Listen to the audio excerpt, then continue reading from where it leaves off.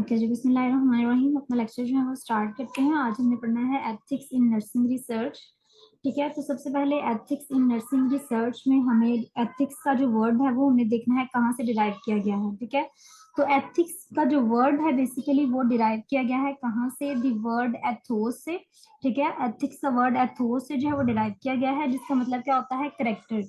इसको कुछ लोग कहते हैं कि इसका मतलब कस्टम होता है, कुछ लोग कहते हैं इसका मतलब करेक्टर होता है। ठीक है, तो एथिक्स का वर्ड जो है वो ग्रीक वर्ड एथोस से डिराइव किया गया है, जिसका मतलब होता है कस्टम्स और करेक्टर। ठीक है, अब हम इसकी डेफिनेशन अगर हम देखें तो डेफिनेशन में आता है कि अ ब्रांच ऑफ फिलोसफी। ठीक है, इसमें आपका एमसीक्यू भी है कि ये किसकी ब्रांच है? फिलोसफी की ब्रांच है। ठीक है, ये फिलोसफी की ब्रांच है। Deal with the moral principles, और डील करती है किसके साथ? डील करती है मोरल प्रिंसिपल्स के साथ। ठीक है, डेट गवर्न अ पर्सन और ग्रुप बिहेवियर। और जो चीज क्या शो करती है एक पर्सन के, एक ग्रुप के बिहेवियर को या एक ग्रुप के जो है वो एटीट्यूड को शो करती है, हम उसे कहते हैं ये उसके एथिक्स हैं। ठीक है, तो हमारे पास अब एथिक्स का जो वर्ड है वो हमने पढ़ लिया है। इसको हम बेसिकली एटामोलॉजी कहते हैं। इसकी एटामोलॉजी क्या है कि वर्ड जो है वो एथोस से डिराइव किया गया है। ठीक है, और इसकी डेफिनेशन जो है वो भी हमने रीड कर ली। डेफिनेशन में आता है कि फिलोसफी की ब्रांच है जो कि बेसिकली मोरल प्रिंसिपल्स के साथ डील करती है। ठीक है, और इसके साथ क्या शो करती है कि पर्सन या ग्रुप का बिहेवियर क्या है या उसके क्या बिलीव्स, ठीक है, उसके एटीट्यूड्स वगैरह में क्या चीज शामिल होती है। तो ये हमारे पास क्या है? नर्सिंग एथिक्स की डेफिनेशन आ जाती है। उसके बाद अगर हम थोड़ी सी इसकी हिस्ट्री देखें कि हमें एथिक्स की जरूरत जो है वो क्यों महसूस हुई। ठीक है, एथिक्स जो है वो रिसर्च के अंदर लाने का बेसिक पर्पस क्या था? ठीक है, तो एथिक्स इन नर्सिंग रिसर्च की थोड़ी सी हिस्ट्री अगर हम देखें तो उसके अंदर चार चीजें जो है वो हमें नजर आएंगी। ठीक है, सबसे पहले हमें नाजी मेडिकल एक्सपेरिमेंट जो है वो नजर आएगा। ठीक है, जिसकी वजह से हमें एथिक्स की जरूरत महसूस हुई। उसके बाद जो है वो जो किगी की सिफिलिस स्टडी थी, ठीक है, वो हमें जो है वो नजर आएगी। उसके बाद विलो ब्रोक स्टडी है वो हमें जो है वो नजर आती है। और जेविश की जो है ज्यूश की chronic disease, Jews chronic diseases वगैरह जो है जब ये हुई तो तब जो है वो हमें ज्यादा जरूरत महसूस हुई थी किस चीज की? एथिक्स की। ठीक है जी, तो नाजी मेडिकल एक्सपेरिमेंट है, टस्कीगी की सिफिलिस स्टडी है, और उसके बाद विलो ब्रोक स्टडी है, और ज्यूश क्रोनिक डिजीज जो है, ये चार चीजें हैं जिसकी वजह से हमें रिसर्च के अंदर जो है वो एथिक्स की जरूरत महसूस हुई। नेक्स्ट जो है वो हम देखते हैं, थोड़ा सा इनको जो है डिस्कस करेंगे कि क्या जो है वो जिस तरह हमने कहा कि नाजी मेडिकल एक्सपेरिमेंट, तो ये क्या चीजें थी जिनको जिनकी वजह से जो है वो एथिक्स को रिसर्च में लाना पड़ा और इसको जरूरी समझा गया कि एथिक्स को जो है वो रिसर्च में लाना चाहिए। ठीक है, तो सबसे पहले हमारे पास आ जाता है यहाँ पे, तो सबसे पहली जो चीज हमारे पास यहाँ पे आती है नाजी मेडिकल एक्सपेरिमेंट। ठीक है, तो नाजी मेडिकल एक्सपेरिमेंट सबसे पहले हमने पढ़ लिया कि 1933 टू 1945 तक जो था वो आया गया था। ठीक है,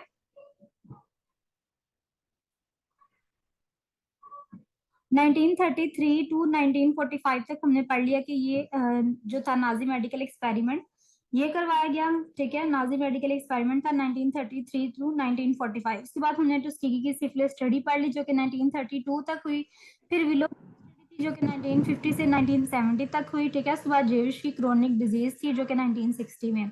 तो अब हमने थोड़ा सा देखना है नाजी मेडिकल एक्सपेरिमेंट में बेसिकली है क्या चीज थी ना ये। ठीक है, तो नाजी मेडिकल एक्सपेरिमेंट जो है हमारे पास, सबसे पहले आपने इसकी डेट याद रखनी है कि 1933 से 1945 तक सबसे पहला जो चीज जिसकी वजह से हमें रिसर्च के अंदर जो है वो एथिक्स लाने पड़े, ठीक है, तो वो क्या है? Nazi medical experiment.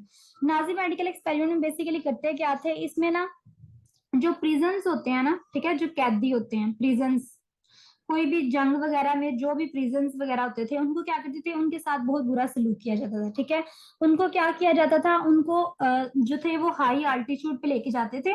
ठीक है, यानी ऊंची जगह पे कहीं पे लेके जाते थे और वहां से जाके उनको जो है वो एक्सपेरिमेंट किए जाते थे उनके ऊपर, उनको नीचे गिरा के देखा जाता था। ठीक है, उनको जो है वो फ्रीजिंग टेम्परेचर वगैरह जो चीजें थी ना इस तरह की, उनको फ्रीजिंग टेम्परेचर के ऊपर जो है वो जाके तो उनके साथ एक्सपेरिमेंट किए जाते थे। ठीक है, इस तरह जो है वो उनको डिफरेंट एनेस्थीसिया वगैरह देने के बगैर ही जो है वो सर्जरी की जाती थी। ठीक है, सर्जरी करते थे, लेकिन ये कि एनेस्थीसिया नहीं देना उनको, ठीक है, एनेस्थीसिया के बगैर ही जो थे वो क्या करते थे, सर्जरी करते थे। तो ये नाजी का जो दौर था उसके अंदर ये चीजें कुछ हुई कि अल्टीट्यूड पे जाके, ऊंची जगह पे जाके प्रिजन्स को गिरा दिया, ठीक है। उसके अलावा उनको एनेस्थीसिया वगैरह नहीं देना, ठीक है, उनको पॉइजन वगैरह जो थे वो देना स्टार्ट कर दिए, कुछ इन्फेक्शन वगैरह उनको हो गए, इस तरह से करके ये कुछ चीजें जो थी वो प्रिजन्स के साथ, जितने भी कैदी थे उनके साथ ये चीजें की गई, ठीक है। तो नाजी मेडिकल एक्सपेरिमेंट्स जब हुए, ठीक है, इस दौर में 1933 से 1945, उसके बाद ये जरूरत महसूस की गई कि वाकई जो है एथिक्स को रिसर्च में होना चाहिए, ठीक है।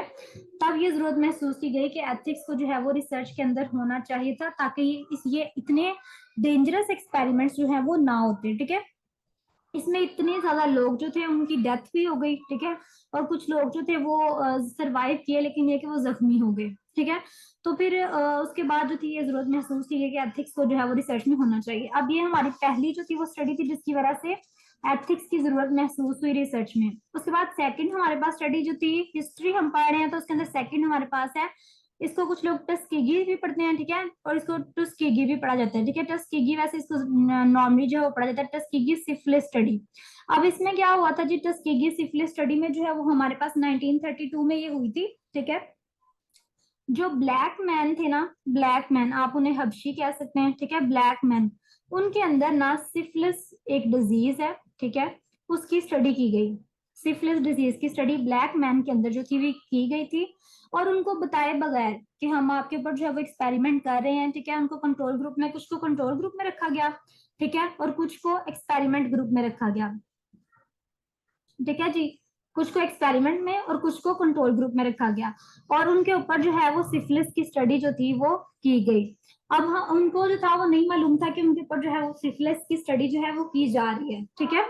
तो अब मतलब जो ज्यादा एथिक्स के अगेंस्ट चीज थी वो ये थी कि तब पेनिसिलिन जो है ना, एक मेडिसिन है पेनिसिलिन, ठीक है, पेनिसिलिन जो है वो तब डिस्कवर हो चुकी हुई थी, लेकिन फिर भी पेनिसिलिन की डिस्कवरी के बावजूद उनको पेनिसिलिन नहीं दी गई, ठीक है, और वो लोग जो थे वो सिफिलिस से इफेक्ट हो गए। तो इस वजह से भी जो है वो एथिक्स की जरूरत जो है वो महसूस की गई कि वाकई रिसर्च के अंदर जो है वो एथिक्स होने चाहिए, ठीक है। तो ये जो थी हमारी सेकंड स्टडी थी जिसकी वजह से जो है वो इसकी जरूरत जो है वो महसूस हुई कि हमारी रिसर्च के अंदर जो है वो एथिक्स जो है वो होने चाहिए, ठीक है जी। तो ये हमारे पास सेकंड जो थी वो चीज आ गई जिसमें हमने जरूरत महसूस की एथिक्स की। उसके बाद थर्ड चीज है हमारे पास विलो ब्रूक स्टडी, ठीक है। थर्ड चीज जो हम डिस्कस करेंगे यहाँ पे विलो ब्रूक की स्टडी है, जिसकी बाद जो है वो रिसर्च के अंदर एथिक्स की जरूरत महसूस हुई। इसमें क्या हुआ था, इसमें 1950 टू 1970 की जो है ये बात है, ठीक है।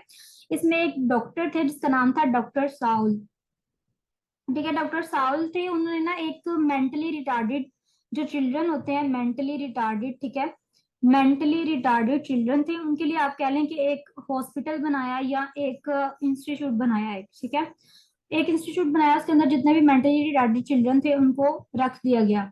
अब क्या हुआ यहाँ पर कि जो बच्चे थे उनको इन्फेक्ट करवाया, क्योंकि वो जो हॉस्पिटल था वो उसके अंदर हेपेटाइटिस के जो था ना वो इन्फेक्शन पहले से मौजूद था। अब जो जितने भी बच्चे थे ना इसके अंदर जिनको एंटर करवाना है उन्होंने, ठीक है, तो लाजमी सी बात है उनको हेपेटाइटिस जरूर होगा, ठीक है।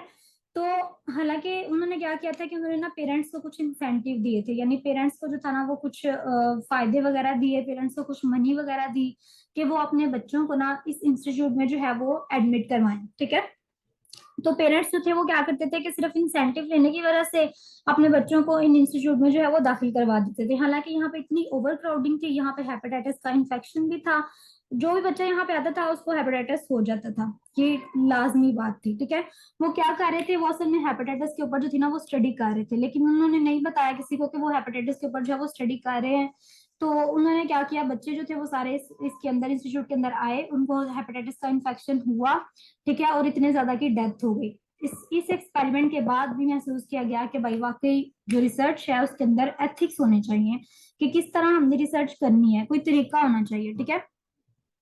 इसके बाद भी जो है वो हमें जरूरत महसूस हुई कि भाई वाकई एथिक्स को जो है वो रिसर्च के अंदर होना चाहिए था, ठीक है। एथिक्स जो है वो एक लाजमी चीज है रिसर्च के अंदर। तो ये हमने तीन चीजें जो है वो यहाँ पे डिस्कस कर ली, ठीक है। अब जो चौथी चीज है हम डिस्कस करेंगे यहाँ पे वो हमारे पास आती है जेविश क्रोनिक डिजीज, ठीक है। ये चौथी चीज है जिसके बाद कंफर्म हो गया कि एथिक्स को जो है वो रिसर्च में होना चाहिए। इसमें क्या हुआ था, ये न्यूयॉर्क में स्टडी हुई थी, ठीक है, न्यूयॉर्क में, और 1960 में जो है ये स्टडी हुई थी, ज्यूइश क्रोनिक डिजीज की स्टडी। इसमें ये किया गया था कि जो पेशेंट्स जो थे ना उनके अंदर लिवर कैंसर सेल्स जो थे वो एंटर किए गए, ठीक है। क्या किया जाता था कि एक सस्पेंशन बनाता था, उसके अंदर लिवर कैंसर सेल्स होते थे, ठीक है, लिवर कैंसर सेल्स। तो लिवर कैंसर सेल्स होते थे, उनको क्या किया जाता था, उनको पेशेंट के अंदर एंटर कर दिया जाता था, जो भी पर्सन होता था उसके अंदर उन सेल्स को एंटर कर दिया जाता था, ठीक है।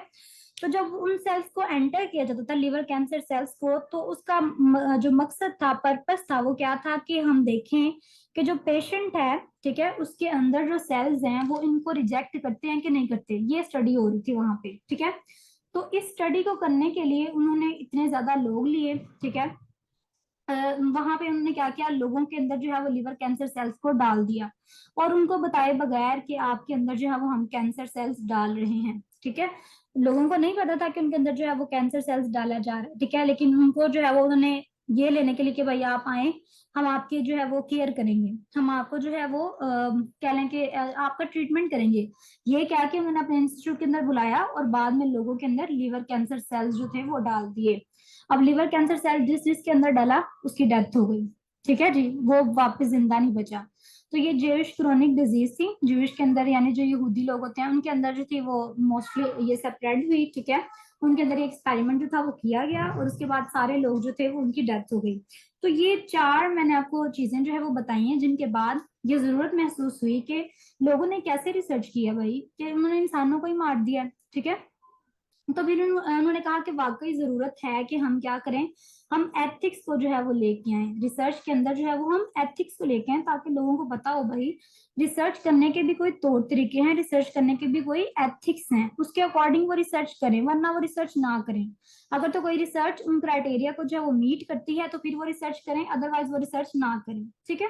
तो ये चार जो थी वो चीजें थी जिनके बाद जो रिसर्च है उसके अंदर एथिक्स की जरूरत महसूस हुई। नाजी मेडिकल एक्सपेरिमेंट, जो स्किगी की सिफिलिस स्टडी है, विलो ब्रोक स्टडी है, और ज्यूइश क्रोनिक डिजीज है, ठीक है।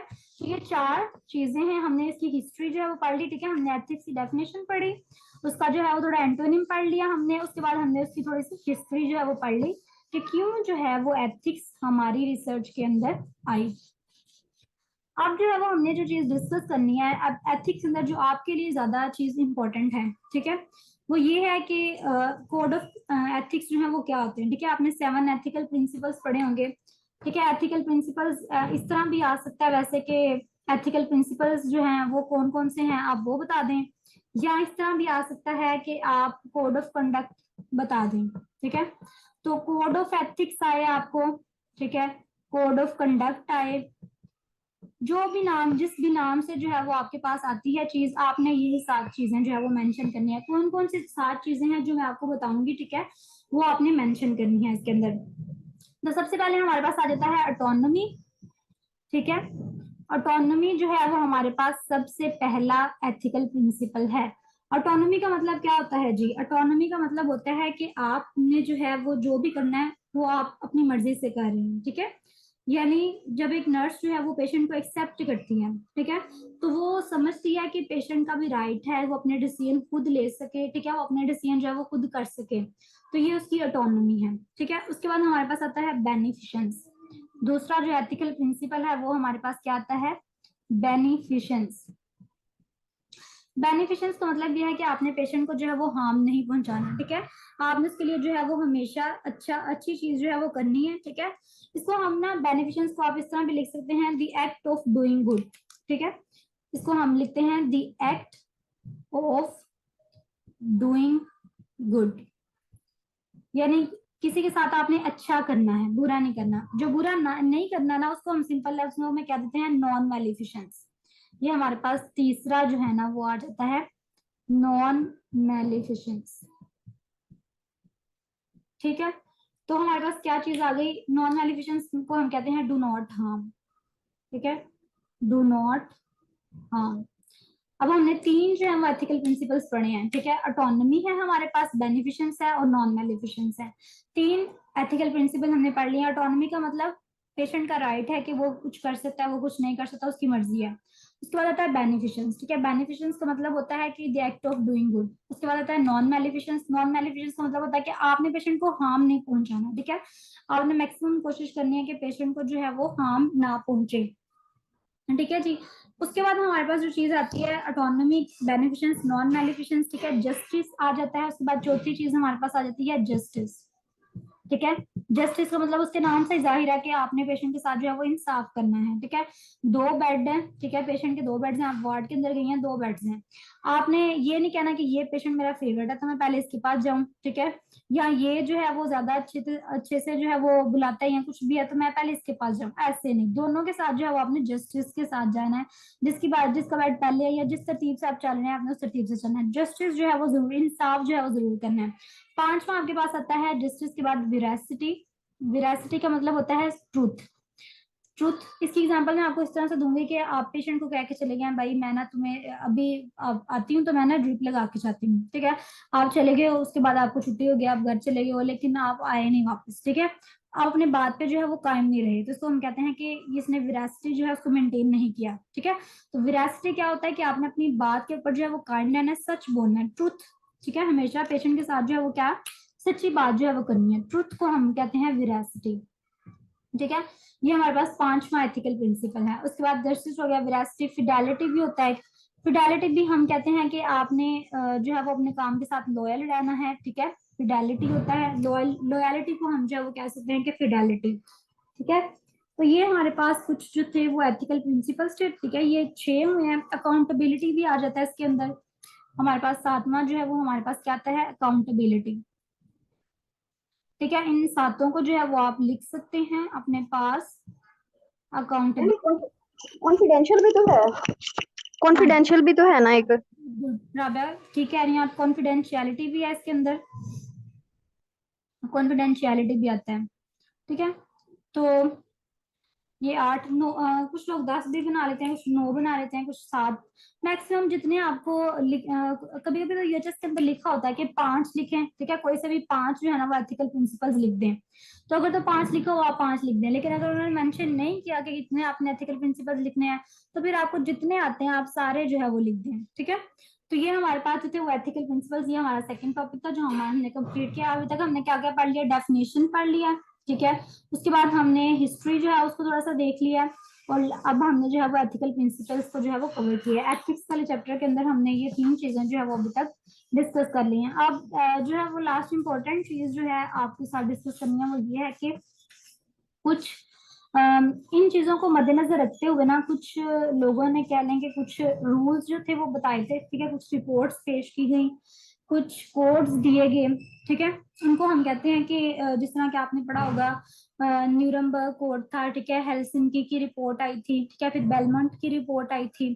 तो ये सारी चीजें जो है वो फिर एथिक्स के अंदर ही बाद में जो है वो पेश की गई, ठीक है, कि एक्सेप्टेबल केयर कौन सी है और अनएक्सेप्टेबल केयर कौन सी है, ठीक है। तो उनको बताने के लिए कुछ नॉर्म्स, कुछ रूल्स जो भी अप्लाई किए गए उनको हम कहते हैं कि ये कोड्स या कंडक्ट थे वो आए। तो सबसे पहले जो चीज आई थी वो थी न्यूरमबर्ग कोड, ठीक है, न्यूरमबर्ग कोड सबसे पहले ही आया। इसकी अगर हम डेट जो है वो देखें तो न्यूरमबर्ग कोड जो है वो मोस्टली कुछ लोग कहते हैं 1947 में दिए गए, कुछ कहते हैं 1949 में दिए गए, ठीक है। तो न्यूरमबर्ग कोड जो था वो सबसे पहले आया। उसके बाद हमारे पास जो दूसरी चीज आई वो हमारे पास आई हेलसिंकी की रिपोर्ट, ठीक है, हेलसिंकी की रिपोर्ट। ये आप इसी तरह से समझ लें कि एथिक्स के अंदर रूल्स बताने के लिए कुछ रिपोर्ट्स दी गई थी, उनको हम ये कहते हैं। फिर आई हमारे पास बेलमोंट रिपोर्ट, ठीक है, फिर क्या आई हमारे पास बेलमोंट की रिपोर्ट। तीसरे नंबर पे हमारे पास आ गई बेलमोंट की रिपोर्ट, ठीक है। ये हमारे पास कहा जाता है 1964 में जो थी वो दी गई थी हेलसिंकी की रिपोर्ट, ठीक है। और बेलमोंट रिपोर्ट जो थी वो हमारे पास मोस्टली लोग कहते हैं 1979 में जो थी वो पेश की गई थी बेलमोंट रिपोर्ट, ठीक है। और उसके बाद एक क्लोम्स की रिपोर्ट भी पेश की गई थी, ठीक है, काउंसिल ऑफ इंटरनेशनल ऑर्गेनाइजेशन जो थी ऑफ मीडिया उसने दी थी, लेकिन ये हमारे अंदर जो है रिसर्च की शामिल नहीं है इतनी, ठीक है। तो हम बस इनको डिस्कस करेंगे, न्यूरमबर्ग कोड को, हेलसिंकी की रिपोर्ट को और बेलमोंट की रिपोर्ट को, ठीक है जी। तीन चीजें हैं जो हम डिस्कस करेंगे आज, और इसी पे जो है हमारा टॉपिक एंड होगा। अच्छा, सबसे पहले हमारे पास न्यूरमबर्ग कोड आ जाता है, ठीक है। न्यूरमबर्ग कोड जो है हमारे पास आता है, तो इसके अंदर जो है वो तकरीबन 10 जो थे ना प्रिंसिपल्स दिए गए थे, जो कि इस कोड में पेश किए गए हमारे पास न्यूरमबर्ग कोड के अंदर, ठीक है। वो 10 प्रिंसिपल जो थे वो कौन से थे, वो मैं आपको थोड़ा शॉर्ट वे में बताऊंगी, ठीक है। क्योंकि अगर हम उनको ओरिजिनल में देखें ना तो वो बहुत लंबे लंबे और उन्होंने मेंशन किए हुए हैं, ठीक है। तो ये कुछ इस तरह के प्रिंसिपल्स हैं जो कि यूएसए ने दिए थे, ठीक है। यूएसए की ब्रांच उसने पेश किए थे। अच्छा जी, तो हम जो है वो न्यूरमबर्ग कोड को देख लेते हैं। सबसे पहले न्यूरमबर्ग कोड को देखेंगे, फिर हेलसिंकी की रिपोर्ट और फिर बेलमोंट रिपोर्ट को। तो न्यूरमबर्ग कोड के अंदर सबसे पहला प्रिंसिपल, आपने इनको अपने पास जो वो ऐसे ही नोट करना है जैसे मैं आपको लिखवाने लगी हूँ, ठीक है। इसने कहा था जी, हर पेशेंट के लिए एक वॉलेंट्री इनफॉर्म कंसेंट होना जरूरी है, ठीक है। ऐसा करते हैं, हम इनको बेस कर लेते हैं, स्टार्ट से जाएंगे। अच्छा जी, पहला न्यूरमबर्ग कोड में लिखा गया कि इनफॉर्म्ड कंसेंट होना बहुत जरूरी है। यानी आपने जब भी पेशेंट के ऊपर, जिसके ऊपर भी आप रिसर्च करने लगे हैं ना, आपने पहले क्या करना है, उससे इन्फॉर्म कंसेंट लेना है, ठीक है। उससे कंसेंट लेना है कि मैं तुम्हारे ऊपर रिसर्च करने लगा हूँ या मैं तुम्हारी किसी चीज के ऊपर रिसर्च करने लगा हूँ, तो अगर तुम्हारी इजाजत है तो मैं कर लूँ, ठीक है। तो आपने सबसे पहले क्या करना है, इन्फॉर्म कंसेंट लेना है। ये हमारे पास पहला जो था वो कोड का एक कह लें उसका रूल था, सबसे पहला, ठीक है। दूसरा था जी हमारे पास आ जाता है anticipate scientific benefits. Anticipate scientific benefits, इसमें क्या चीज आती है, इसमें ये चीज आती है कि आपने जब भी एक्सपेरिमेंट करना है, जब भी रिसर्च करनी है, ठीक है, तो आपको पता हो कि जो मैं रिसर्च करने लगी हूँ ना, इसके कुछ ना कुछ साइंटिफिक बेनिफिट्स हैं, ठीक है। ये नहीं कि 0% साइंटिफिक बेनिफिट्स हैं और आप जो है वो उसकी रिसर्च करने बैठ गए, ठीक है, ऐसे नहीं करना। जब भी किसी चीज के साइंटिफिक बेनिफिट्स आपको पता है, ठीक है, कि भाई इसके मैं ये रिसर्च करने लगी हूँ, इसके कुछ ना कुछ बेनिफिट्स होंगे, ठीक है, तो फिर आपने वो रिसर्च करनी है, ठीक है। तीसरा इसका ये था कि एनिमल एक्सपेरिमेंटेशन फर्स्ट, यानी आपने इंसानों के ऊपर कोई भी रिसर्च करने से पहले उसको जो है वो किसके ऊपर करना है, जानवरों के ऊपर करके देखना है। मतलब अगर कोई इस तरह की रिसर्च है जिसमें लिविंग थिंग का होना जरूरी है, तो आपने उसको डायरेक्ट इंसानों के ऊपर करने से पहले क्या करना है, पहले किसी जानवर के ऊपर जो है उसको करके देखना है, फिर जो है उसको इंसानों के ऊपर लेके आना है। ये न्यूरमबर्ग कोड का तीसरा प्रिंसिपल था। सबसे पहला इन्फॉर्म कंसेंट होना जरूरी है, ठीक है, जो आप रिसर्च करने लगे उसके कुछ ना कुछ साइंटिफिक बेनिफिट्स हों।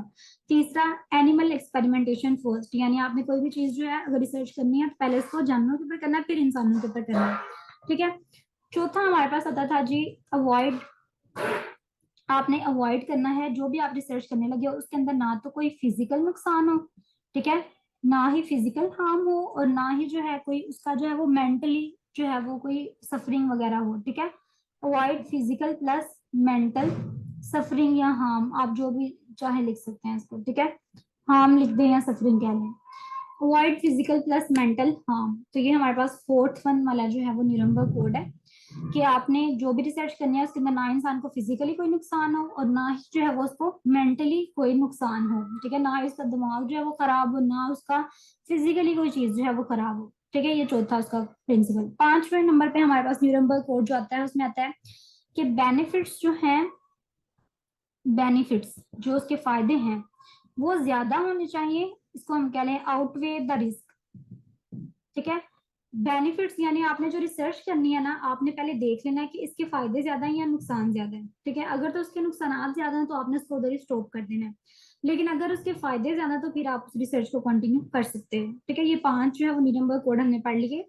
इनफॉर्म कंसेंट, सबसे पहले आपने कंसेंट लेना है, फिर आपने देखना है कि जो रिसर्च करने जा रहा हूँ उसके साइंटिफिक बेनिफिट्स हैं कि नहीं, ठीक है। फिर आपने कोशिश करनी है कि उसको एनिमल्स के ऊपर जो है वो फर्स्ट पहले जो है वो अप्लाई करें। आपने फिजिकल और मेंटल हार्म से जो है वो बचना है, इंसानों को आपकी रिसर्च से या किसी को भी फिजिकली या मेंटली कोई हार्म जो है वो ना हो, ठीक है। फिर आपने देखना है कि जो आपकी रिसर्च है उसके बेनिफिट्स ज्यादा हैं या रिस्क ज्यादा है। अगर तो बेनिफिट्स ज्यादा है तो आप वो रिसर्च जरूर करो, लेकिन अगर आपकी रिसर्च के जो है वो रिस्क ज्यादा है तो फिर आप अपनी रिसर्च को उधर ही स्टॉप कर दो, ठीक है। ये हमारे पास 5 हो गए, ठीक है। इसका हमने एक सेट बना लिया जी, ये 5 हो गए क्योंकि हमने 10 पढ़ने हैं, ठीक है। उसके बाद हमारे पास 6 वाला आ जाता है कि बेनिफिट्स आउटवे द रिस्क हो गया, ठीक है। 6 वाला हमारे पास आता है कि आपने जब भी कोई रिसर्च करनी है तो कोई भी इंटेंशनली आपने नहीं सोचना कि उस बंदे की इंटेंशनल डेथ हो जाए, ठीक है। आपने कोशिश करनी है कि आपने मतलब ये नहीं करना कि भाई आपको पता है कि मैं ये मेडिसिन जिस जो मैं देने लगा हूँ इनको, जिसके ऊपर मैं रिसर्च कर रहा हूँ, अगर मैं ये इस पर्सन को दूंगा ना तो इसकी डेथ हो जाएगी, ठीक है। अगर आपके जहन में ये है इंटेंशनल डेथ का कॉन्सेप्ट, तो फिर आप अपनी रिसर्च ना करें, ठीक है। अगर आपको पता है कि भाई मेरी जो मेडिसिन है या जिसके ऊपर मैं रिसर्च कर रहा हूँ उसको देने से इंसान की डेथ हो सकती है, तो आप वो रिसर्च जो है वो ना करें। आपने वो रिसर्च करनी है जिसमें कोई भी इंटेंशनली डेथ का कॉन्सेप्ट जो है वो नहीं है, ठीक है। 7वां सिंपल है, प्रोटेक्शन फ्रॉम हार्म, जिस तरह हमने ऊपर भी बात किया कि फिजिकल और मेंटल सफरिंग से बचाना है आपने, ठीक है। तो आपने इस तरह से जो है वो हार्म से भी बचाना है उसको, ठीक है। 7 पॉइंट हमारे गए। उसके बाद आता है कि अगर कोई पर्सन जो है वो विथड्रॉ करना चाहता है, मतलब अभी आपकी ना रिसर्च आधी हुई है, ठीक है। आपका आपका रिसर्च का प्रोसेस चल रहा है, आधी रिसर्च हुई है, अभी 6 दिन गुजरे हैं, ठीक है। वो पर्सन कहता है कि भाई मुझे ना ये एक्सपेरिमेंट ग्रुप से बाहर निकालो, मैं तुम्हारी रिसर्च से बाहर जाना चाहता हूँ, मुझे तुम अपनी रिसर्च में इंक्लूड ना करो, वो विथड्रॉ करना चाहता है, तो वो पर्सन जो है वो फ्री टू विथड्रॉ है, ठीक है। वो पर्सन जो है वो विथड्रॉ कर सकता है, आप उसको नहीं रोकेंगे, ठीक है। विथड्रॉ जो है वो कर सकता है, वो आपकी रिसर्च से बाहर निकल सकता है, जा सकता है, वो इस चीज की फ्रीडम जो है वो उसको हासिल है, तो वो विथड्रॉ जो है वो पर्सन कर सकता है, ठीक है। उसके बाद हमारे पास 9 वाला आ जाता है कि क्वालिफाइड इन्वेस्टिगेटर्स होने चाहिए आपके पास, ठीक है। यानी जो आपके रिसर्चर्स हैं, जो लोग रिसर्च कर रहे हैं, वो किस तरह के होने चाहिए, क्वालिफाइड होने चाहिए, क्वालिफाइड इन्वेस्टिगेटर्स होने चाहिए, ठीक है। 9 पॉइंट हमारे पास हो गए कि कोई इधर उधर से बंदा उठ के ऐसे रिसर्च ना करने लग जाए, बल्कि क्वालिफाइड रिसर्चर जो है वो आपके पास हो, ठीक है। और 10th वाला जो पॉइंट था हमारे पास वो भी सिंपल है कि जो इन्वेस्टिगेटर्स जो रिसर्च कर रहे हैं, अगर उनको पता चला है कि भाई हमारी रिसर्च जो है ना इसके अंदर ये कुछ नुकसान पहुंचा रही है, ठीक है, तो उनको क्या चाहिए, उनको स्टॉप कर देना चाहिए अपनी रिसर्च को, ठीक है। वो क्या करेंगे, अपनी रिसर्च को स्टॉप कर देंगे अगर तो हार्म अकर हो रहा है, ठीक है, इफ हार्म अकर। तो क्वालिफाइड इन्वेस्टिगेटर्स होने चाहिए, और इन्वेस्टिगेटर्स जो हैं अगर कोई नुकसान हो तो उनको चाहिए कि वो अपनी रिसर्च को जो है वो उधर ही स्टॉप कर दें। तो ये हमारे पास 10 पॉइंट्स हैं इसके न्यूरम्बर्ग कोड के। मैंने आपको बहुत सिंपल करके बताया ताकि आपको जो है वो आसानी से समझ आए। इन्फॉर्म कंसेंट है आपने लेना, ठीक है। साइंटिफिक बेनिफिट्स एंटिसिपेट करने हैं कि आपके जो जो भी रिसर्च है उसके कुछ बेनिफिट्स होंगे। एनिमल्स के ऊपर जो है वो पहले एक्सपेरिमेंट करना है, इंसानों के ऊपर बाद में करना है। फिजिकल और मेंटल सफरिंग से बचाना है इंसानों को, ठीक है। आपने कोशिश करनी है आपकी रिसर्च जो है उसके ज्यादा बेनिफिट्स हो और नुकसान कम हो, ठीक है। आपने अपने जहन में ये नहीं ध्यान रखना कि इंसान की जो है वो इंटेंशनल डेथ हो जाएगी इससे, मेरे एक्सपेरिमेंट से। आपने उसको बचाना है हार्म से, ठीक है। आपका पर्सन जो है वो विथड्रॉ करने के लिए उसको फ्रीडम है, वो जब मर्जी चाहे आपकी रिसर्च से जो है वो निकल सकता है, ठीक है। आपके पास क्वालिफाइड इन्वेस्टिगेटर्स होने चाहिए, रिसर्चर्स जो हैं आपके क्वालिफाइड हों, ठीक है, जो जिससे इंसानों का नुकसान कम से कम हो। और अगर तो आपकी रिसर्च से इन्वेस्टिगेटर्स ने नोट किया है कि आपकी रिसर्च से जो है वो इंसानों को नुकसान हो रहा है, तो उनको चाहिए कि वो उसी टाइम जो है वो अपनी रिसर्च स्टॉप कर दें, ठीक है। Stop the research if harm occur. तो ये हमारे पास 10 न्यूरम्बर्ग कोड है जो कि 1949 में दिए गए थे, ठीक है। यूएचएस का इंपॉर्टेंट क्वेश्चन भी है, यूएचएस में आ भी जाता है, तो आपने इसको जो है वो अच्छे से जो है 3-4 मरतबा पढ़ना है, आपको समझ आ जाएगी, आपको जो है वो फिर ऐसे ऐसा याद हो जाएंगे, ठीक है। तो ये इंपॉर्टेंट क्वेश्चन है, इसको आपने अच्छे से जो है वो कर लेना है, ठीक है। ये हमारे पास न्यूरम्बर्ग कोड, ठीक है। एक कोड जो है वो हमने रीड कर लिया, होप तो आपको इसकी जो है वो समझ आ जाएगी, ठीक है। ये कहीं पे इतने अच्छे मेंशन नहीं थे और मैंने कुछ नोट्स बनाए थे, लेकिन टाइम कम होने की वजह से वो नोट्स कंपाइल नहीं किए जा सके। अच्छा, ये न्यूरम्बर्ग कोड हो गया हमारे पास। उसके बाद हमने सेकंड रिपोर्ट जो पढ़ी थी वो थी बेलमोंट रिपोर्ट, ठीक है। बेलमोंट रिपोर्ट, ये मैंने आपको बताया कब दी गई थी, 1979 में। इसके जो थे वो थोड़े से ही थे, मतलब इतने ज्यादा नहीं थे। इसके सिर्फ 3 एथिकल प्रिंसिपल्स थे जो के दिए गए थे। वो 3 एथिकल प्रिंसिपल्स जो थे वो कौन कौन से थे, हमारे पास सबसे पहले था कि रिस्पेक्ट फॉर पर्सन, इस रिपोर्ट ने कहा था भाई आपने इंसानों की जो है ना वो रिस्पेक्ट करनी है, चाहे जो भी हो जाए आपने क्या करना है, इंसान की रिस्पेक्ट करनी है, ठीक है। उसकी कॉन्फिडेंशियलिटी मेंटेन करनी है, उसे वॉलंटरी कंसेंट लेना है, ठीक है। ये सारा कुछ उसके अंदर आ जाता है कि आपने इंसान की रिस्पेक्ट करनी है, उसकी ऑटोनॉमी को मेंटेन रखना है। फिर हमारे पास सेकंड आ जाता है बेनिफिशंस का, ठीक है। इसने दूसरा पॉइंट जो था वो दिया गया, वो क्या था, बेनिफिशंस। कि आपने जो है वो हमने पढ़ा था डू गुड वाला कॉन्सेप्ट, ठीक है। इंसान के लिए आपने हमेशा अच्छा सोचना है और अच्छा करना है, ठीक है। ये हमारे पास आ जाता है बेनिफिशंस। और जो तीसरा एथिकल प्रिंसिपल इसमें दिया गया था वो था हमारे पास जस्टिस, ठीक है, जो हमने आगे भी पढ़ा जिस तरह के जस्टिस, ठीक है। तो इसमें जो तीसरा प्रिंसिपल था वो हमारे पास आ जाता है जस्टिस का, ठीक है। तो ये तीन एथिकल प्रिंसिपल्स थे ना, तीन एथिकल प्रिंसिपल्स थे जो कि हमें बेलमोंट रिपोर्ट के अंदर दिए गए थे। अब जो मेन पॉइंट है ना एमसीक्यू इसमें जो आता है, एमसीक्यू इसमें ये आता है कि बेलमोंट रिपोर्ट मेनली किस चीज से रिलेटेड थी, ठीक है। तो बेलमोंट रिपोर्ट जो है ना उसमें मेनली थेराप्यूटिक और नॉन थेराप्यूटिक रिसर्च के दरमियान जो है ना वो डिफरेंस को एक्सप्लेन किया गया था, थेराप्यूटिक एंड नॉन थेराप्यूटिक, ठीक है। थेराप्यूटिक और नॉन थेराप्यूटिक जो है रिसर्च उसके दरमियान डिफरेंस को जो है वो एक्सप्लेन किया गया था। थेराप्यूटिक रिसर्च मतलब बेसिकली इस तरह की रिसर्च है जो कि क्या करती है कि पेशेंट्स को जो है वो ट्रीटमेंट वगैरह के ये जो फायदा प्रोवाइड करेगी, ठीक है। इस तरह के जो है अपॉर्चुनिटी प्रोवाइड करती है कि हम जो उनको थोड़ा सा बेनिफिट जो है वो पहुंच सकता है, ठीक है। और नॉन थेराप्यूटिक रिसर्च होती है वो सिर्फ हम इस तरह से करते हैं ताकि हम जो है वो कुछ नॉलेज जनरेट कर सकें, ठीक है। उसके रिजल्ट्स जो होते हैं वो पेशेंट को कोई फायदा वगैरह नहीं देते, ठीक है। थेराप्यूटिक के जो रिजल्ट्स होते हैं ना वो पेशेंट को बेनिफिट देते हैं, ठीक है। और जो नॉन थेराप्यूटिक है उसके रिजल्ट्स पेशेंट को बेनिफिट नहीं देते, वो बस हम क्यों करते हैं, वो हम अपने नॉलेज के लिए करते हैं, ठीक है। जो ऐसी रिसर्च जो बस हमने नॉलेज गेन करने के लिए की है ना वो हमारे पास नॉन थेराप्यूटिक रिसर्च है। तो बेलमोंट रिपोर्ट ने ना बहुत ज्यादा ये मतलब पूछे जाने वाले क्वेश्चन है कि जो बेलमोंट रिपोर्ट थी ना इसमें बेसिकली थेराप्यूटिक और जो नॉन थेराप्यूटिक है ना उसके दरमियान डिफरेंस जो था उसको डिटेल में जो है वो एक्सप्लेन किया था, ठीक है, डिफरेंस को। तो बेलमोंट रिपोर्ट का आपने याद रखना है, ठीक है। जो हेलसिंकी की रिपोर्ट है ना उसको भी कहा जाता है कि उसने भी इनके डिफरेंस को बताया था, लेकिन बेलमोंट रिपोर्ट को भी जो है वो आपने जहन में रखना है। अच्छा, अब ये आपको बेलमोंट रिपोर्ट समझ लग गई, इसके तीन एथिकल प्रिंसिपल्स थे, ठीक है। रिस्पेक्ट फॉर पर्सन, बेनिफिशंस और जस्टिस। बस आप आपको आता है कि बेलमोंट रिपोर्ट क्या थी, आपने बता देना है कि इसने इसके डिफरेंस को एक्सप्लेन किया था और ये तीन जो थे इसके पॉइंट से यूनाइटेड स्टेट के अंदर जो थी ये प्रेजेंट की गई थी, ठीक है। नेशनल कमीशन ने जो था इसको पेश किया था। अब हमारे पास दो चीजें हमने पढ़ ली, अब हमारे पास बिल्कुल इसकी लास्ट वाली चीज है वो हमारे पास थी डिक्लेरेशन ऑफ हेलसिंकी, या आप इसको कह सकते हो कि हेलसिंकी की रिपोर्ट, हेलसिंकी की रिपोर्ट, ठीक है। लास्ट है हमारे पास बिल्कुल थर्ड वाला हेलसिंकी की रिपोर्ट जो थी, इसमें क्या क्या बातें जो थी वो मेंशन की गई थी। अब हेलसिंकी की रिपोर्ट जो है ना ये हमारे पास जिस तरह आपने एथिकल प्रिंसिपल्स पढ़े थे ना उनके साथ मैच होती है, ठीक है। हेलसिंकी की रिपोर्ट जो है वो आपने अगर याद करनी है ना, क्योंकि ऐसे जो है वो याद नहीं होती, ठीक है। तो उसको याद करने का बेस्ट तरीका ये है, आपने ना इस तरफ ना सिर्फ अपने लिए एथिकल प्रिंसिपल्स लिखने हैं, ठीक है। और इस तरफ इसके पॉइंट्स जो ना वो लिखते जाने हैं। अब देखिए आपने अपने जहन में एथिकल प्रिंसिपल में रखना है कि हमने ना एथिकल प्रिंसिपल में पढ़ा कि इनफॉर्म कंसेंट होना चाहिए, ठीक है। कंसेंट लेना है, इसको आपने अपने जहन में रखना है, और इसको जहन में रखते हुए आपने हेलसिंकी का पॉइंट लिखना है। हेलसिंकी के पॉइंट के अंदर आता है कि फिजिशियन फिजिशियन जो है ना उसको इनफॉर्म कंसेंट लेना चाहिए पेशेंट से, ठीक है।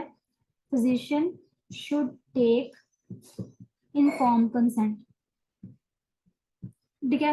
कंसेंट पहला आपने अपने जहन में रखना है, लिखना नहीं है, बस आपने ये लिखना है कि physician should take inform consent from the patient, ये हेलसिंकी का पहला पॉइंट है, ठीक है। फिजिशियन ने जो है ना वो इनफॉर्म कंसेंट लेना है, ठीक है। दूसरा अपने जहन के अंदर आपने ना इसको ऑटोनॉमी से आप याद रख सकते हैं, ठीक है। ऑटोनॉमी से एथिकल प्रिंसिपल, ऑटोनॉमी से आप इस पॉइंट को याद रख सकते हैं। दूसरा हमने एथिकल प्रिंसिपल पढ़ा बेनिफिशंस, ठीक है, उससे आप ये याद रख सकते हैं, इसको आपने अपने जहन में रखना है। और हेलसिंकी का पॉइंट आपने याद रखना है, इससे जो अपने जहन में वो ये होगा कि इन्वेस्टिगेटर को जो है ना वो प्रोटेक्ट करना चाहिए, या आप कह सकते हैं इन्वेस्टिगेटर्स को जो है ना वो रिसर्च तब करनी चाहिए जब उसकी इम्पोर्टेंस ज्यादा हो, यानी जब उनको बेनिफिट ज्यादा हो। हेलसिंकी का पॉइंट ये था कि investigator should conduct the research, investigator should conduct research when benefits outweigh the risk। ठीक है, इसको आप बेनिफिशियन से याद रख सकते हैं। हेलसिंकी ने कहा कि भाई इन्वेस्टिगेटर ने सिर्फ तब रिसर्च करवानी है जब बेनिफिट्स जो है वो ज्यादा हों। ठीक है, तो हम इसको बेनिफिशियन से जो है वो याद रख सकते हैं। पहला पॉइंट हमने याद कर लिया इन्फॉर्म कंसेंट का, ठीक है, ऑटोनॉमी से। दूसरा पॉइंट हमने बेनिफिशियन से याद रख लिया कि इन्वेस्टिगेटर को सिर्फ तब रिसर्च करवानी चाहिए जब बेनिफिट जो है वो ज्यादा हो। अब तीसरा पॉइंट आपने याद रखना है तो आप कॉन्फिडेंशियलिटी से याद रख सकते हैं। कॉन्फिडेंस, ये आपने पॉइंट्स लिखने नहीं है, ये आपने बस अपने जहन में रखनी है। ठीक है, कॉन्फिडेंशियलिटी आपने अपने जहन में रखना है, और उससे आपने जो पॉइंट याद करना है वो आप ये याद कर सकते हैं कि इन्वेस्टिगेटर को प्रोटेक्ट करना चाहिए पेशेंट की इंफॉर्मेशन को या पेशेंट की प्राइवेसी को। ठीक है, इन्वेस्टिगेटर्स, उसने ये कहा था कि इन्वेस्टिगेटर को जो है वो क्या करना चाहिए, शुड प्रोटेक्ट पेशेंट इंफॉर्मेशन। ठीक है, ये हेलसिंकी का पॉइंट है कि इन्वेस्टिगेटर को जो है वो प्रोटेक्ट करना चाहिए पेशेंट की इंफॉर्मेशन को। ठीक है, और ये हमने एथिकल प्रिंसिपल से अपने जहन में रखा है। अब 3 पॉइंट जो है वो उनको मैंने आपको एथिकल प्रिंसिपल के साथ मैच करके बता दिए कि आप जो है वो उससे ये याद रख सकते हैं। पहला पॉइंट ऑटोनॉमी से आपने याद रखना है कि फिजिशियन को जो है ना वो इन्फॉर्म कंसेंट लेना चाहिए। दूसरा पॉइंट बेनिफिशियन से आपने याद रखना है कि इन्वेस्टिगेटर को जो है वो तब रिसर्च करवानी है तब बेनिफिट ज्यादा हो रिस्क से। तीसरा पॉइंट कॉन्फिडेंशियलिटी से आपने याद रखना है कि इन्वेस्टिगेटर को जो है वो पेशेंट की इंफॉर्मेशन को प्रोटेक्ट करना है। तो हेलसिंकी ने जो थे ये 3 मैंने आपको बता दिए पॉइंट, ठीक है, ऑटोनॉमी, बेनिफिशियंस और कॉन्फिडेंशियलिटी से जो हम आपने ये 3 पॉइंट्स याद रखने हैं। ठीक है, 3 हो गया हमारे पास, 5 हमने करने हैं बस। चौथा हमारे पास फिडेलिटी। आज फिडेलिटी आपने अपने जहन में रखना है। ठीक है, फिडेलिटी से जो हेलसिंकी का पॉइंट आपने याद रखना है वो आता है कि जो मेडिकल रिसर्चर है, ठीक है, मेडिकल रिसर्च, इसने ये चौथा पॉइंट दिया था कि medical research should be conducted by, medical research should be conducted by medical person, या मेडिकल रिसर्चर या मेडिकल पर्सन, जो भी आप चाहें लिख सकते हैं। ठीक है, फिडेलिटी का मतलब होता है कि ड्यूटी ऑफ केयर। ठीक है, आप जो अपनी ड्यूटी कर रहे हैं वो आप कितनी ईमानदारी के साथ कर रहे हैं। ठीक है, तो उसको ध्यान में रखते हुए आप ये याद रख लें कि मेडिकल रिसर्च जो है वो मेडिकल पर्सन को ही करनी चाहिए, इसमें कोई जो ईमानदारी के साथ उसी को ही जो है वो काम करना चाहिए। ठीक है, कोई तीसरा पर्सन जो है इसके अंदर इन्वॉल्व ना हो। ठीक है, तो ये चौथा पॉइंट है हेलसिंकी का, ये आपने याद करना है कि मेडिकल रिसर्च जो है वो should be conducted by medical person. ठीक है, अब इसका एक 5वां पॉइंट जो है वो रह गया, वो आप किस तरह से याद रख सकते हैं जी, कि ना हमने पढ़ा था फिडेलिटी, विरासती से आप याद रख सकते हैं 5वां पॉइंट। जब 5वां पॉइंट इसका आप विरासती से किस तरह से, विरासती का मतलब मैंने आपको आगे बताया क्या होता है, ट्रूथ। ठीक है, विरासती कहते हैं हम ट्रूथ को। तो विरासती से आप ये याद रख सकते हैं ट्रूथ से कि इन्वेस्टिगेटर्स जो होते हैं वो, 5वां पॉइंट है हमारे पास इन्वेस्टिगेटर्स। ठीक है, इन्वेस्टिगेटर्स आर ओब्लाइज, ओब्लाइज का मतलब होता है रिस्पॉन्स, मतलब उनके ऊपर फर्ज है। ठीक है, एक उनकी ड्यूटी है, are oblige to preserve the accuracy of results. मतलब जो आपने रिसर्च की है उसके जो भी रिजल्ट्स आए हैं आपने ये नहीं करना कि बाद में उनको बोगस रिजल्ट बना दें। ठीक है, या आप ये करें कि उनके अंदर कोई दूसरी चीज शामिल कर दें। जो इन्वेस्टिगेटर्स हैं वो उनकी रिस्पॉन्सिबिलिटी है, उनकी जिम्मेदारी है कि वो जो रिजल्ट्स आए हैं उनकी एक्यूरेसी को मेंटेन रखें। जिस तरह के भी रिजल्ट्स आए हैं आप अपनी रिसर्च को उसी तरह पब्लिश करवाएं। ये नहीं कि आपके रिजल्ट थोड़े से खराब आ गए तो आप कहें कि नहीं, अब मैंने अपनी रिसर्च को इस तरह से नहीं पब्लिश करवाना, मैं इसमें थोड़ी सी चेंजिंग करके तो फिर इसको पब्लिश करवाऊंगा। ठीक है, तो ऐसे जो है वो आपने नहीं करवाना है। ठीक है जी, तो ये हमारे पास जो था ये इसका 5वां पॉइंट है। ठीक है, तो ये हमने 5 पॉइंट जो है वो इसके रीड आउट कर लिए हैं। अच्छा, अब हमारे पास जो है वो 5 पॉइंट्स कंप्लीट हो गए हैं। ठीक है, तो हमने 3 चीजें जो है वो पढ़ ली हैं। एक हमने न्यूरम्बर्ग कोड पढ़ ली है, ठीक है, बेलमोंट रिपोर्ट पढ़ ली है, और हेलसिंकी की रिपोर्ट जो है वो पढ़ ली है। 3 चीजें आपने बस इसकी याद रखनी है। ज्यादातर क्वेश्चन जो है वो इसमें से ही आ जाता है। ठीक है, अब जो है वो मैं आपको अगर बताऊं, एक थोड़ा सा ओवरव्यू। हमने एथिक्स की डेफिनेशन पढ़ी, ठीक है, उसके बाद हमने हिस्ट्री पढ़ी, उसके बाद हमने जो है वो एथिकल प्रिंसिपल्स थोड़े से पढ़े एथिक्स के चैप्टर में से। ठीक है, एथिकल प्रिंसिपल्स जो है वो हमने पढ़ लिए हैं। उसके बाद हमने कुछ रिपोर्ट्स वगैरह जो पेश की गई, जो सबसे इम्पोर्टेंट पार्ट है इस चैप्टर का, वो जब हमने डिस्कस कर लिया है। ठीक है, कभी कभी ये होता है कि आपकी बुक के अंदर चूंकि इनफॉर्म कंसेंट के ना कुछ पॉइंट्स मेंशन है। ठीक है, इनफॉर्म कंसेंट क्या होता है, ठीक है, और इनफॉर्म कंसेंट की कुछ प्रॉपर्टीज जो है ना वो आपकी बुक के अंदर शायद मेंशन हो। ठीक है, तो उसमें से भी कभी कभी जो है वो क्वेश्चन आ जाता है। वैसे इतना इंपॉर्टेंट नहीं, लेकिन ये कि फिर भी हम उसको देख लेते हैं। इनफॉर्म कंसेंट तो आपको पता है कि क्या होता है। ठीक है, इनफॉर्म कंसेंट पता है कि पेशेंट की मर्जी के अकॉर्डिंग जो है वो हमने काम करना है उससे कंसेंट लेके। ठीक है, अब इनफॉर्म कंसेंट जो है ना उसके कुछ एलिमेंट्स होते हैं। ठीक है, ये ना मुझे लगता है एक दफा आया हुआ है, इस वजह से मैं कह रही हूँ आपको बता देती हूँ। एलिमेंट्स ऑफ इनफॉर्म कंसेंट क्या होते हैं? एलिमेंट्स लाइक, पहला एलिमेंट, आपने जो है वो पेशेंट को सारी इंफॉर्मेशन डिस्क्लोज करनी है। पहला एलिमेंट होता है डिस्क्लोजर। ठीक है, डिस्क्लोजर, पेशेंट को जो है वो आपने सारी इंफॉर्मेशन देनी है। भाई आपका ऑपरेट होने लगा है, एनेस्थीसिया दिया जाएगा, इतने मिनट बाद होश आ जाएगी, ये चीजें हम यूज करेंगे, सारी इंफॉर्मेशन, कंप्लीट इंफॉर्मेशन जो है वो आपने पेशेंट को जो है वो देनी है। इसको हम कहते हैं डिस्क्लोजर। आप इसको असेंशियल इंफॉर्मेशन भी कह सकते हो। ठीक है, दूसरा पॉइंट है कॉम्प्रीहेंशन, यानी जो आपने इंफॉर्मेशन प्रोवाइड की है पेशेंट को वो सारी समझ आनी चाहिए। ठीक है, ये नहीं कि पेशेंट जो वो पंजाबी बोलता था, आपने उसे इंग्लिश में सारा बता दिया, भाई आपका जो ऑपरेट है, ठीक है, आपने सारी बात उसे इंग्लिश में कर दिया, उसको समझ आ नहीं रही कुछ। ठीक है, वो पंजाबी स्पीकिंग था, आपने उसे जो वो इंग्लिश में बात कर दी, तो ये कॉम्प्रीहेंशन का एलिमेंट फॉलो नहीं हुआ। कॉम्प्रीहेंशन मतलब पेशेंट जो है वो जोन सी लैंग्वेज जो है वो बोलता है, आपने उस लैंग्वेज में जो है वो उसको बताना है, बात को उसी लैंग्वेज में बताना है। तो कॉम्प्रीहेंशन जो है वो सेकंड एलिमेंट है इनफॉर्म कंसेंट का। ठीक है, थर्ड एलिमेंट जो है हमारे पास आता है कॉम्पिटेंट सब्जेक्ट। ठीक है, कॉम्पिटेंट सब्जेक्ट, यानी जो आपका सब्जेक्ट है वो क्या हो, कॉम्पिटेंट हो। यानी जो आपका पेशेंट जिसको आप जिससे आप कंसेंट लेने लगे हो, ये ना हो कि वो मेंटली तौर पे सही ना हो। ठीक है, मेंटल मेंटल हेल्थ जो है वो उसकी खराब हो, या मेंटली रिटार्डेड पर्सन हो। ठीक है, कुछ भी हो सकता है। आपने देखना है कि आपका सब्जेक्ट जो आपका पर्सन है वो कॉम्पिटेंट है, मेरी बात को समझ रहा है। ठीक है, मेंटली रिटार्डेड तो नहीं है, अनकॉन्शियस तो नहीं है। ठीक है, बेहोश हुआ पर्सन है, आप उससे कंसेंट ले लें तो ये गलत बात है। Competent subject, subject mean person. ठीक है, डिस्क्लोजर करना है अपनी इंफॉर्मेशन को, अच्छे से सारी इंफॉर्मेशन देनी है। ठीक है जी, तो आपने समझना है कि आपका पेशेंट है वो कॉम्पिटेंट है, ठीक है, कॉम्प्रीहेंड कर रहा है कि नहीं कर रहा। और चौथी बात ये है कि वॉलेंट्री एग्रीमेंट। ठीक है, पर्सन जो है वो वॉलेंटरीली एग्री है या नहीं। ठीक है, तो ये हमारे पास चौथी चीज आ जाती है, वॉलेंट्री एग्रीमेंट, कि पर्सन जो है वो एग्री कर रहा है कि नहीं कर रहा। ठीक है, तो ये हमारे पास आ जाती है चौथी चीज। तो ये हमारे पास एलिमेंट्स थे इनफॉर्म कंसेंट के, 4 एलिमेंट है। सबसे पहले आपने पेशेंट को सारी इंफॉर्मेशन देनी है। ठीक है, पहला पॉइंट क्या है, इंफॉर्मेशन कंप्लीट देती। दूसरा पॉइंट है कि पेशेंट ने उसको समझ लिया, कॉम्प्रीहेंड कर लिया।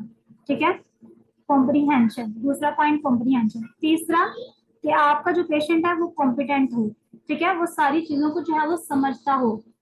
चौथा पॉइंट जो आपके पास क्या आता है, वॉलेंट्री एग्रीमेंट। ठीक है, पेशेंट जो है वो आपको वॉलेंटरली जो है वो एग्री करे कि भाई ठीक है मुझसे कंसेंट ले लो और मेरा ऑपरेट